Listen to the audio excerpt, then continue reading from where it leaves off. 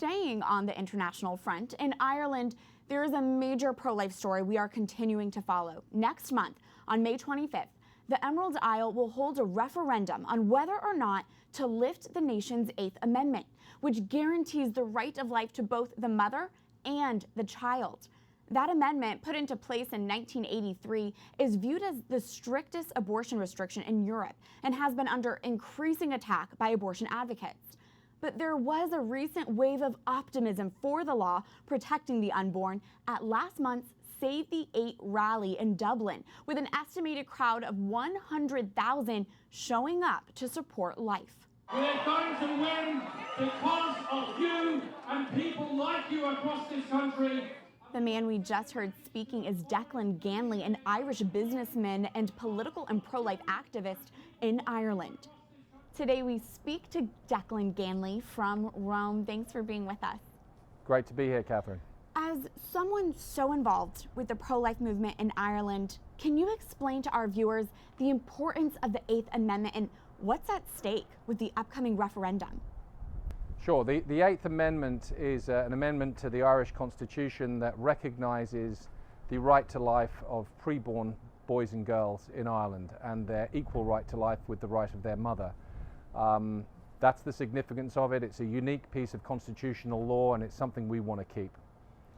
Declan, in your speech at the Save the 8 rally, you said Ireland is winning here today.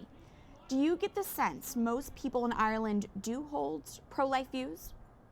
Ireland, I said that because we had 100,000 people on the street in Ireland for the pro-life rally, which is very historically significant. If you consider the size of the population of Ireland, that's like the equivalent of having 10 million people out rallying in the United States. That sent a very strong message to the political and media establishment in Ireland that is almost entirely aligned on the pro-abortion side, and that message was that the Irish people in their masses recognise the importance, the human rights significance of recognising the right to life of preborn boys and girls, and that we are going to fight to keep that in our constitution when we vote on May the 25th. Here in the U.S., the pro-life movement often cites Ireland as an example of a first world nation where abortion is illegal, not to mention one with a low maternal mortality rate. What do you think the global repercussions will be if Ireland legalizes abortion? It'll be a powerful message and the wrong message. It'll be a message similar to the message that the US Supreme Court delivered in 1856 or so when they passed the Dred Scott ruling. It was Dred Scott versus Stanford, where they said that a black person did not have standing before the court and in essence was not a citizen and didn't have the rights of a human being. It will be a message that no constitution should recognize the scientific, unarguable fact that preborn boys and girls are unique human individuals and obviously have the right to life. That's the wrong message, and I do not believe that that's the message that the Irish people are going to send to the world, because Ireland is a beacon of light right now for the human rights of preborn boys and girls, and I think that that beacon is going to burn brighter after May the 25th, when the result comes in and the world hears that we're not going away. And finally, after the referendum is another major event, which we'll be watching when Pope Francis will travel to Ireland for the World Meeting of Families. How important is this time for the future of the family in Ireland?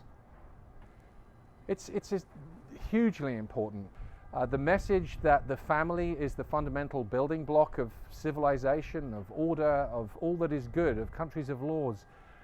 There's never been a more important time when family is under attack and when human life itself is under attack globally and in ways that we've never seen before in the history of mankind. This kind of witness to truth, this kind of witness to the family as the fundamental building block of everything. There's never been a more important time for this message, and it's wonderful that the Pope is coming over to be part of that with the Irish people. Declan Ganley, thank you for your time. Your prayers are very much appreciated, and we need them. Thank you.